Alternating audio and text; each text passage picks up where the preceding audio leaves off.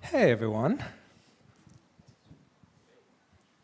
Brian, so good to see you. Likewise, in person, finally. That's We do our board meetings remotely 3 times a year, get together, but I see you usually somewhere in the world, a couple other times, maybe every quarter or two. So yeah, you have a great taste in conferences. Cool. So yeah, I'm thrilled to be here. Thrilled that you're launching like properly in Canada and made this trip. I think we share an appreciation for crypto and what's going on. I personally, I find it so one of my favorite things in the tech industry, and frankly, probably one of the most entertaining things to me is just like finding an area where people are just kind of reinventing something on better fundamentals, right? Like I just find, I fell in love with crypto just for the incredibly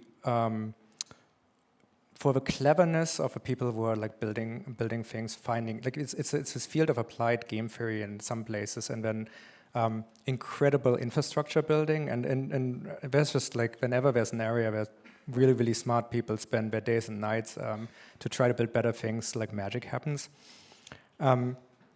Curious about like you of course have a much longer and much more in-depth path into crypto. What inspires you in the crypto world? you thinking like the original inspiration or today? I can start at the beginning if it's easier. You know, there must have been some formative events like when you started a company, right? That ended up making a real big difference. So, yeah. Well, when I first read the Bitcoin white paper, this was in December of 2010, and if any of you haven't read it, take a read through. It's pretty complicated. It's pretty dense. I had to read it many times to try to fully tease it apart and understand it. But it is a brilliant computer science breakthrough at the fundamental level, and it was kind of handed down to us in this perfectly formed thesis, and we still don't know who did it. And that by itself is kind of a bizarre thing. But I guess if you fast forward, or go back even a few more years. So I had studied computer science and economics. I didn't know how those two things might interact in the future, but I was interested in both in college. I had spent a year living in Buenos Aires, Argentina, so I happened to get a sense of what happens to a country when it goes through hyperinflation. I was an early employee at Airbnb, and I was a software engineer helping them kind of get payments going into and out of 190 countries around the world. I saw how difficult that was. And there was a couple experiences like that, which at the time, I would not have been able to connect any kind of thread through all of these things. But all those things primed me for that, December 2010 moment when I first read that Bitcoin white paper. I think I saw it on Hacker News one day. And I remember thinking to myself, this feels really important. I didn't quite know how it would all play out, but I felt like this might be the most important thing I've read in a long time. And so, I started, and I should say also, I was always very excited about this idea of economic freedom. How could we make property rights and free trade and sound money sort of, some places in the world had that, others didn't, and it was a huge detriment to those places and the citizens of these countries that did not have good economic freedom, good financial infrastructure. And so I remember seeing that Bitcoin white paper and thinking, okay, this could be as powerful as the internet. It's this global decentralized system, nobody controls it. That's what gives it kind of this permissionless access, it can't be manipulated. And if we use this kind of new decentralized protocol, we could actually inject good, healthy financial infrastructure into all these countries around the world to increase economic freedom. And so that was the original idea. I remember thinking that I was crazy, actually, because I couldn't stop thinking about it. I started to go to some early meetups in San Francisco, but I talked to a bunch of my friends about Bitcoin at that time, 2011, my smartest friends, and they were like, I don't get it. It's this, why would anybody use like this made up money? It seems like you're involved in some scam, or what is this? Bitcoin's not gonna work out. And so I had a lot of self-doubt about it at that time. I was like, this feels really cool to me. Something about it's very interesting, but most people I talked to weren't excited. And so I had to take a little bit of a leap into the unknown. And long story short, getting that first $150K check from Y Combinator is what gave me the confidence to quit my job and go have a real go at it. Yeah, like that white paper is like I've seen it printed out in some offices. It's dense, but it's 6 pages, and it is readable. It's like the math is hard to follow in times, but like it's, and again, we do not know who wrote it, which is like, I mean, I wish I could go back to my teenage self and like just say how cyberpunk the world really is going to be. Like it's like hard to imagine, but like there's like anonymous people posting white papers, giving like creating these things and so on. It sparked like an entrepreneurial streak in you, though. Like it's like, hey, I'm seeing something here that needs to be built out, and it requires its own infrastructure. And like, how long did it take you from reading this to just going to build mode?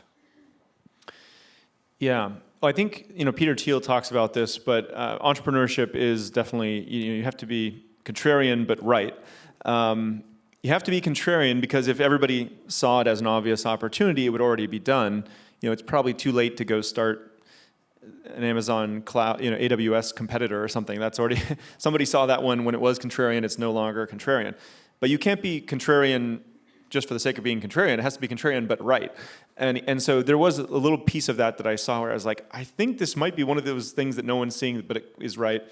And anyway, I did start building. One thing about studying computer science, and you and I both have an affinity for Ruby and Rails, actually. And the first version I started hacking on nights and weekend was a Rails app, which gave me a lot of ability to make progress with the one-person engineering team. So I'd work all day at Airbnb, probably finish work around 7 p.m. I'd go home, eat a little bit of dinner, and then around 8 p.m. to midnight, most weeknights, I would try to hack on this prototype, which was going to be, a hosted Bitcoin wallet. And I wrote a Bitcoin node from scratch and kind of hooked up some user interface. And when I'm not sure how something's going to play out, I like to just start building to sort of, if you're looking at a mountain shrouded in fog, you can't see the path up to the mountain. You just have to take a few steps into the fog, and then you can see a few more steps ahead of you. And there's this bias for action, or sometimes people say action produces information. If you're not sure what to do in entrepreneurship, sometimes just doing anything will produce information, even if it ends up being the wrong path. At least that was the wrong one, and now you have a better idea of what the right one would be. So I do think that bias for action, even though I was very uncertain, helped me to start to make progress and eventually get a prototype out where Y Combinator wrote me that first check. Fantastic. And it's been about, I guess, 10 years since then, a bit more, right? Like since you started the company, you've seen a lot of phases of crypto excitement and like the high highs, lows lows. There are a lot of builders, a lot of people who have this entrepreneurial spark, and we are currently in one of those like lows, I would say, or at least recently have been, or like on crypto. What's the advice you give to other entrepreneurs in this space? Yeah, so crypto has gone through probably 4 or 5 of these cycles now, where people get irrationally exuberant and then it crashes down and they're too pessimistic. And so I always like to tell people, it's never as good as it seems and it's never as bad as it seems. You have to kind of look at the fundamentals of how many transactions are happening per day? What's the total amount of value locked up in these things on chain? And those are sometimes more true metrics than just looking at the price. One piece of advice I give to entrepreneurs in the crypto space is if you haven't tried your idea through at least one cycle in crypto, bottom to bottom or top to top or whatever you want to do, then you haven't really tried it. Because what a lot of people do is they start their idea in a down market, or they start it in the up market and then it goes down and they think, everything's over and it's despair, it's harder to raise money. But typically these cycles are something on the order of like 3 years. And so if you can't power through at least one cycle, you haven't really tested your idea.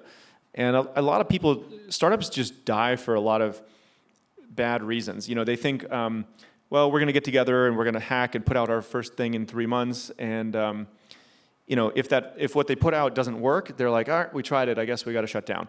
Well, there's really been no startup I'm aware of that their first thing they put out worked. That's a mirage. Like no idea survives contact with the customer, and you have to kind of just be relentless and actually irrationally persistent, where 99% of people typically would have said, this is not working, like let's stop, let's shut it down. And the entrepreneurs that succeed are the ones that have such a crazy amount of determination. They just power through these things, even if it's irrational to do it. So yeah, there's a certain amount of stubbornness about keep the goal consistent, but how you end up getting there can be totally flexible. And just as long as you have different ideas to try, just keep trying it. Reminds me a little bit of your story with the Snow Devil, and you started trying things, and then it turned out to be a totally different business than you thought. But if you had just stopped on the first idea, it would have never worked. I think the way you described the sort of walking into the fog, just to be absolutely beautiful. It's such a good metaphor for what this actually looks like. Just like I didn't set out to build Shopify like as the company it is. It's just like that seemed like the best path to go forward. I knew which direction there would be value in. I thought building a shop was a destination, but it wasn't. It was actually just basically a teacher on this journey. And it's always easier to look back and just sort of connect the dots. But I feel like this is, I don't know, if I read modern advice for startups, it's like sort of more like this customer development. It's like deeply figure out exactly what people want, find an existing use case that somehow like they never suggest to solve one which you really know really well. They want you to be in a lot of talk with other people, and then like build against this one thing, test it, and then like abandon it and find a pivot to a new idea over and over again. Which that doesn't. I think it's sometimes people end up copying behaviors to try to get to the same outcomes. It's true that a lot of companies ended up having pivots in part of their journeys, but I think the reason for the pivots is not that pivots are good. It's like that sometimes you discover the bigger calling right up behind it, and so I feel like some companies end up like some entrepreneurs get stuck in a loop instead of exploring really some kind of direction. Actually, like this for me. One quick anecdote on that. Yeah, I mean, so the first product that Coinbase launched actually, it was a way for people to have a hosted Bitcoin wallet and then send payments. Because naively, it sounds silly in hindsight, I actually thought payments was going to be the killer first use case.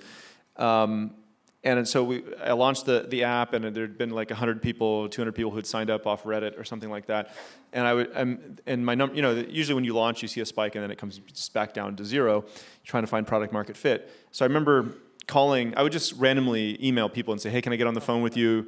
And I talked to like 3 or 4 of these people in one day, and I remember one of the people, I said, "Hey, I saw you signed up, and you haven't come back. Like, do you have any feedback for me on the app?" And he was like, "Well, the app seems pretty good, but like I don't have any Bitcoin, so I just signed up to check out the wallet." And something kind of went off in my head, and it was like, well, if there was like a buy button in the app, would you have bought Bitcoin there? And he's like, "Yeah, maybe, probably." And so anyway, that was one of like 100 things where I finally went and added a buy button, and that turned out to be, many billions of revenue a year. So I would. It sounds like, well, Brian, obviously people need a buy button. Like, how dumb were you? But literally at that time, I thought it was going to be a payment app, and I didn't really understand that it was a trading thing was the early use case. So just keep trying stuff until something works. Totally. Yeah, and basically, like, now you're in Canada officially, and you have Interac even, like it's a buy button. So like it's basically the same thing still. Yep. An anecdote about Canada, like, Canada always does this thing where everyone pretends that hockey is the national sport. It's actually, the national sport is actually doing something slightly better than the United States and then lording it over them, like with healthcare. So, especially if the US is like doing something somewhat poorly. So given just sort of the complexities of what crypto is facing in the United States, what advice do you have for Canada to just be like a kick-ass place and then feed into its main hobby? Like, Well, my understanding is you heard from the CEO of OSC earlier. So I think one thing that Canada is already doing better is, you're in a very lucky position that you have one federal regulator for both commodities and securities. In the U.S., that's turned into a bit of a jump ball. It's very political. I think we just need sensible regulation, and Canada has shown great leadership so far in putting some clear rules of the road. Some of the best practices from traditional financial services are already applicable around anti-money laundering and know your customer and auditing financial statements and governance and these kind of basics. But there's a few more newer areas in crypto that probably need some clarity too. And anyway, Canada's can rightfully lord that over the U.S. That they are doing a better job creating regulatory clarity around crypto. So I'll take some pointers home from this trip for our U.S. counterparts. Yeah, regulatory clarity is good. Also, anti-money laundering. Those are riveting sessions on the board meetings, like the anti-money laundering trading, I have to say. Glad you're enjoying those. So, very good. I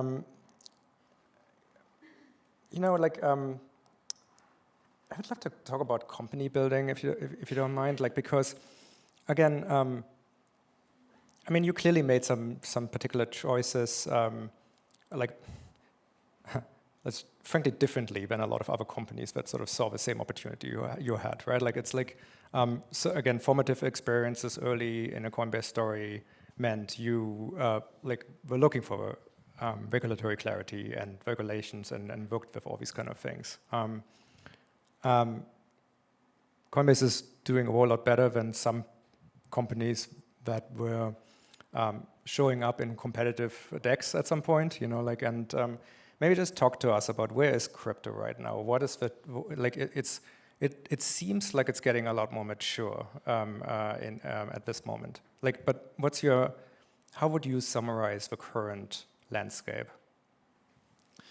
Yeah, well, it certainly was very frustrating. You saw a bit of this at the board meetings over the last few years, where we felt like, hey, we're taking a compliant approach. That's the right way to do it. But these offshore unregulated exchanges keep popping up. They're launching all kinds of products without KYC controls. And the products they're offering are illegal as far as we can tell. U.S. citizens are going and signing up for these things. They might have had a U.S. entity which they claimed was where U.S. customers were going, but it was kind of an open secret within the industry that U.S. citizens could relatively easily bypass KYC and wind up on their main platform. So their U.S. entity was kind of like a fig leaf for U.S. regulators. And we kept thinking, this is not going to last. Regulators don't always move super quickly, but they do eventually act, and it's going to be a very bad day. And that all came to fruition, so we were right. But I can tell you at the time, it was painful. We basically watched our market share just erode. Tens of billions of dollars of money just moved offshore to these platforms as they were moving quickly and breaking a bunch of laws at the same time. So in some ways, I think it's terrible for the industry that there's been now several companies that have blown up, and CEOs probably are going to be sentenced here in February. On the other hand, I feel like a real sense of pride that Coinbase stuck to its guns and didn't take any shortcuts, had a long-term view. And I also feel like it's a moment for us to close this chapter, turn the page, if you will, on the Wild West craziness of these offshore unregulated exchanges, so that the many companies that are trying to build in this space legitimately can kind of have a level playing field to compete, and just that's how it should be. So the current state of crypto is, 2022, a lot of things, all growth stocks came, including Coinbase, came down sharply as interest rates went up. And then FTX blowing up had a further deepening of the crypto winter. We had to adjust our cost structure and all kinds of things to exist in that environment. Q2 and Q3, we got back to financial health, EBITDA positive, generated some cash, right-sized the business. And then just in the last 30 or 60 days, we've seen a big run-up in the crypto prices. So now I'm sitting here thinking, okay, maybe this crypto winter is starting to thaw. We don't know exactly what's going to happen in the future, but the ETF applications that have been filed, about a dozen of them by the biggest financial institutions in the world, is a huge endorsement. It's going to bring in new pools of capital. The enforcement actions, I think, have actually psychologically allowed people to turn the page and say, okay, justice has been served, the pain has been delivered to the market, and still we can grow from here. And then, next year, I think the move to layer 2 solutions is going to improve the scalability of crypto enormously. I think that's going to be a huge thing, kind of like moving from dial-up to broadband on the internet. I think there's a Bitcoin halving next year. So my guess is that next year will be pretty positive. The emerging regulatory clarity, 83% of the G20 countries are working on crypto legislation now. So I think all these factors are going to lead to hopefully a good outcome next year for crypto. And we're just, our goal is just to kind of keep our heads down, keep building, try not to get distracted by the noise and the headlines. It's all very sensationalist. And just if we can just build good products for our customers and not do something stupid in the meantime, then I think we're going to be in a very good place.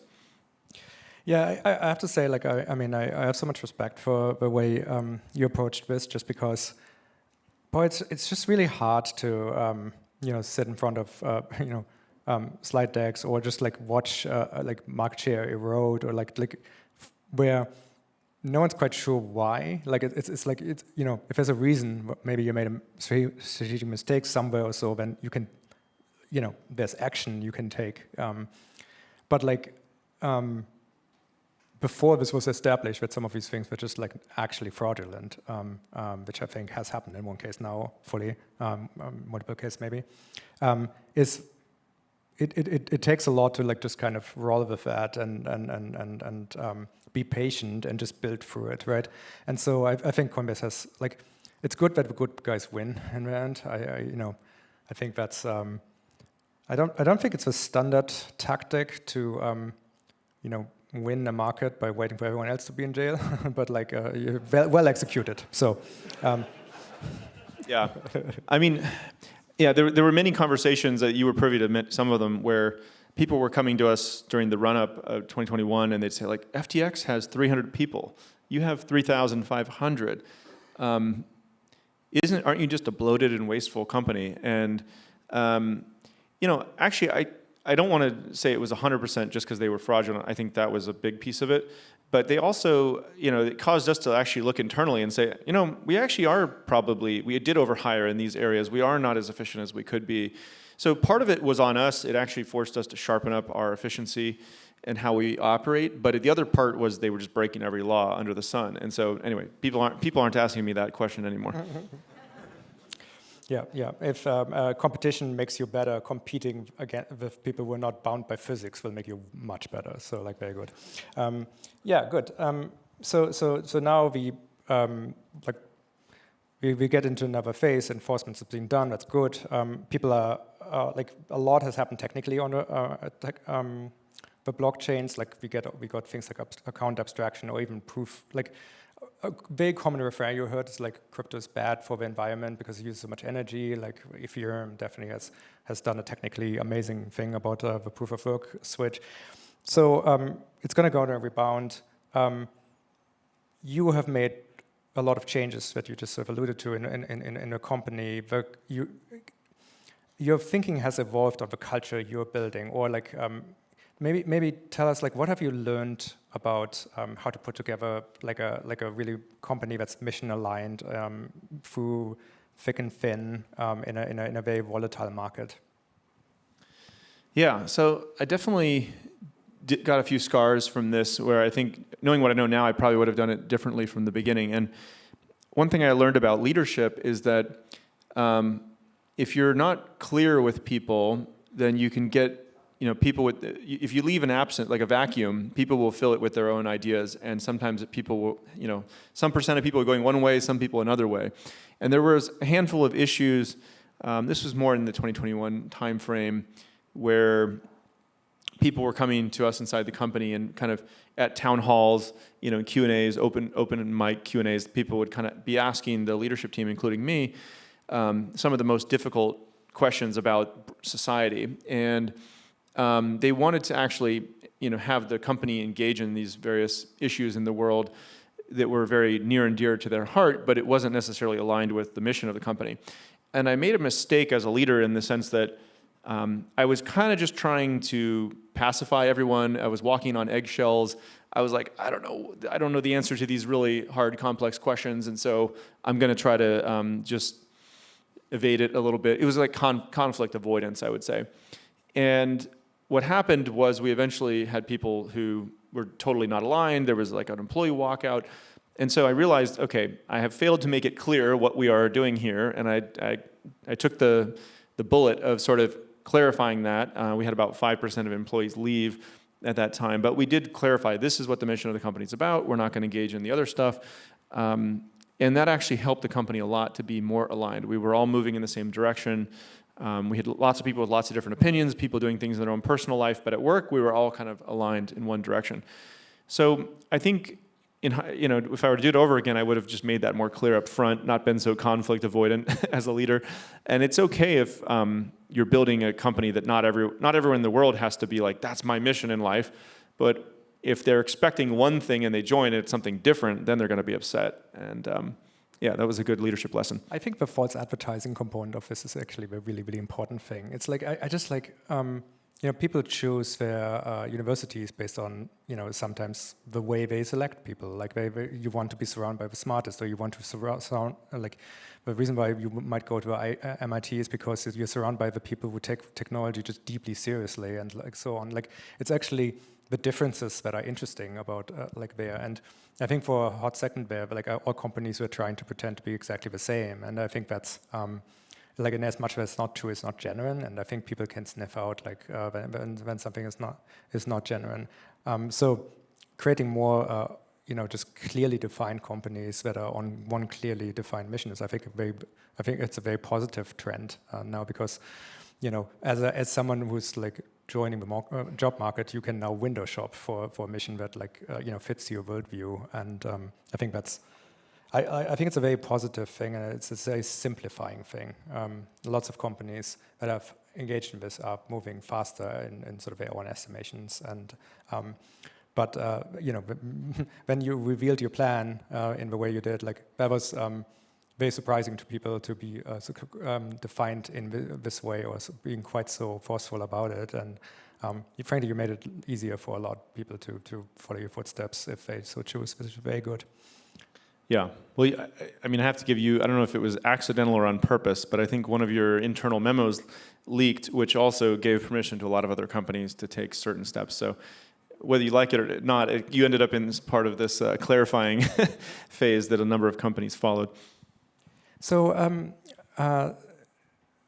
like now that we are coming out of one of our cycles in crypto, like what are you looking forward to, and what areas do you suggest entrepreneurs should build against? There was a lot of infrastructure work, which again I'm oddly fascinated with infrastructure. I have to admit, like it's like most people think it's boring. I think it's super fascinating.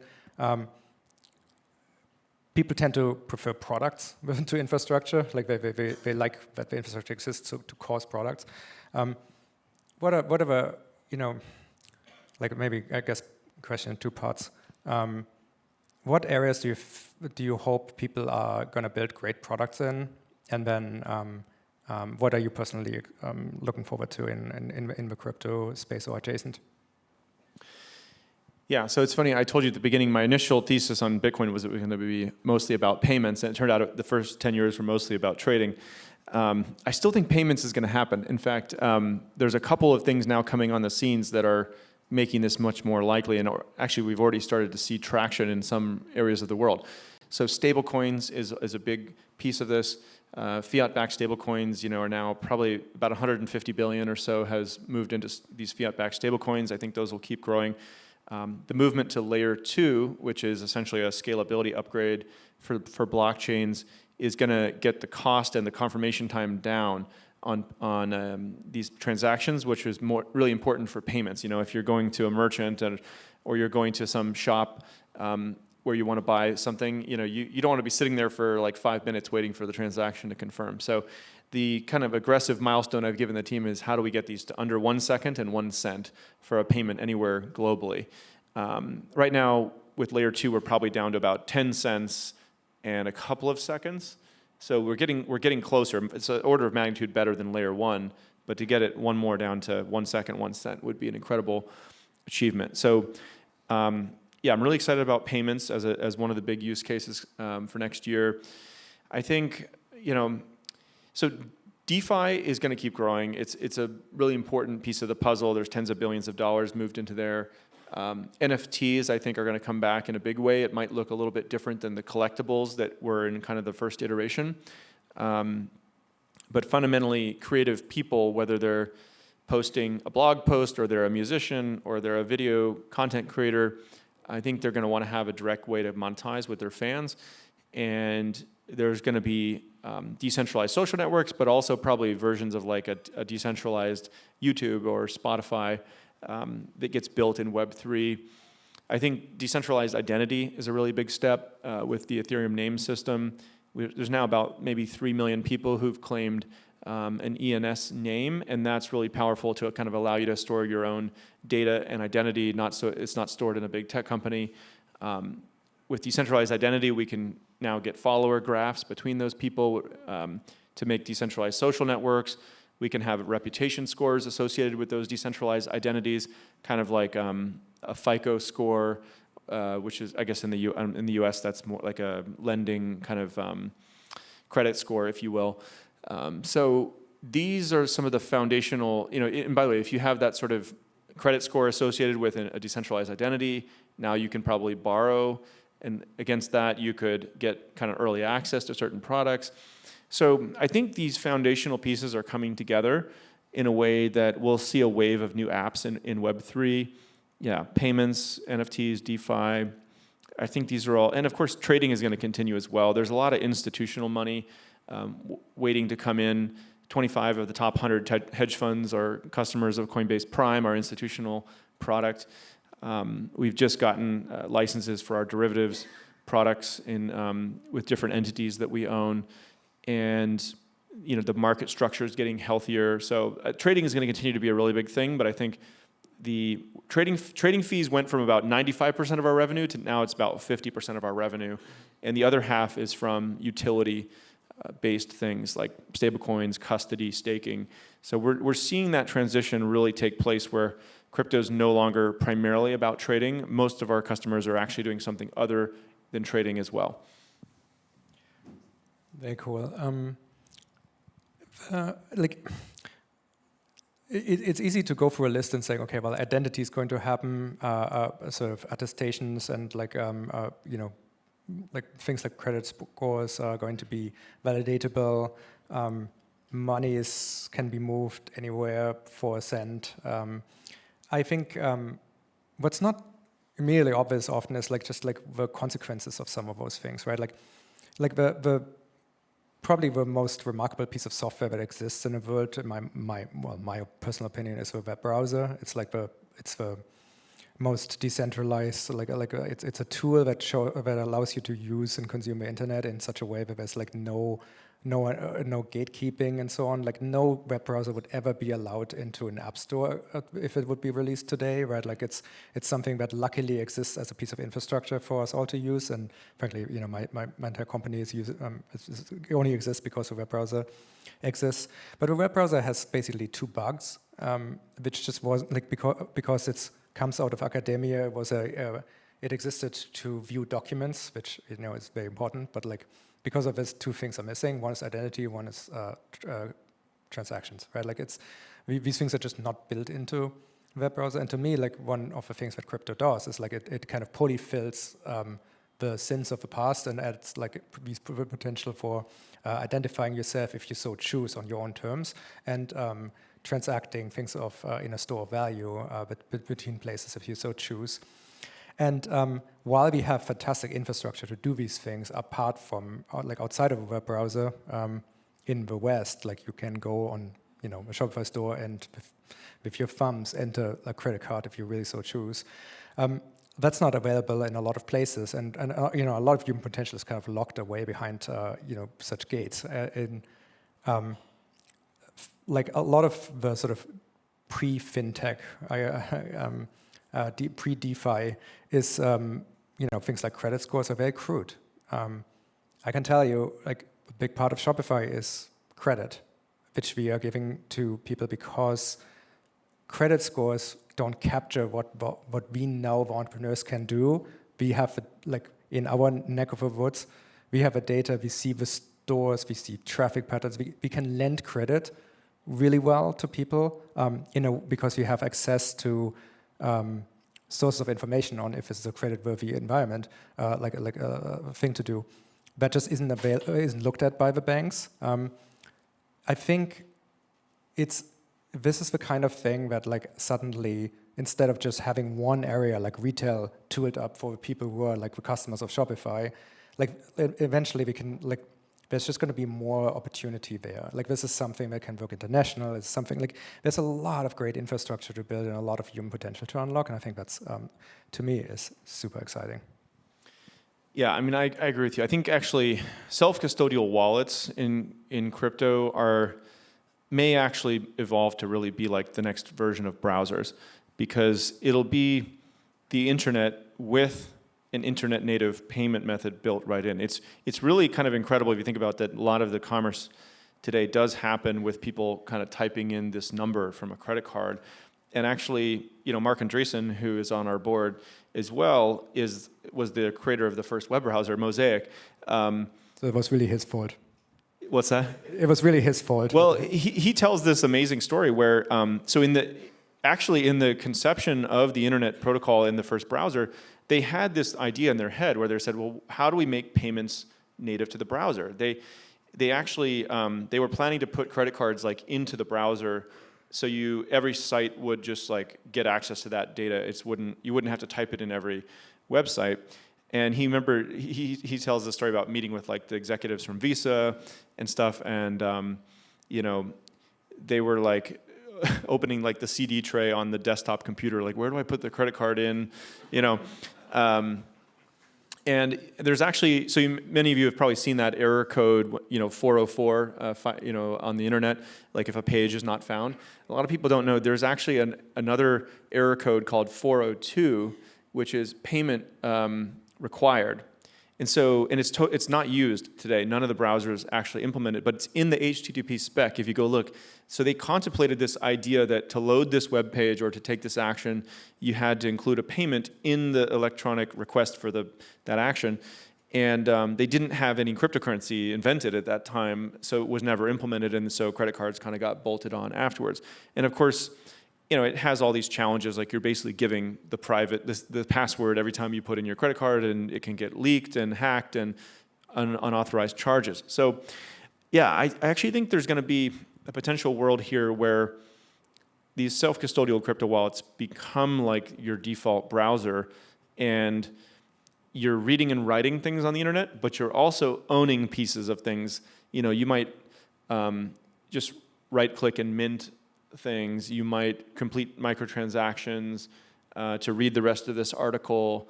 And it's not some big paywall that has high friction and a huge drop-off rate. It's just, like 1 cent just flew over the wire, and I'm listening to the rest of the podcast, reading the rest of the article, minting this song from like my favorite artist or whatever. And all of it's kind of being stored and owned in the browser as well.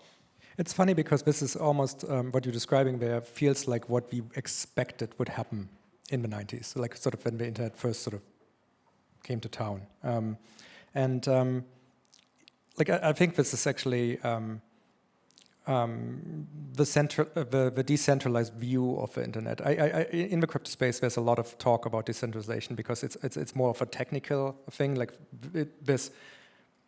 Like it's context that you need when you talk about solutions in crypto in the crypto world, but there's also the sort of more semantic and emotional version of centralization, which is sort of decentralization of opportunity. Entrepreneurship is entrepreneurship is fundamentally reaching for independence. It's for very few people, it's plan A of their career. It's plan B, C, D, E.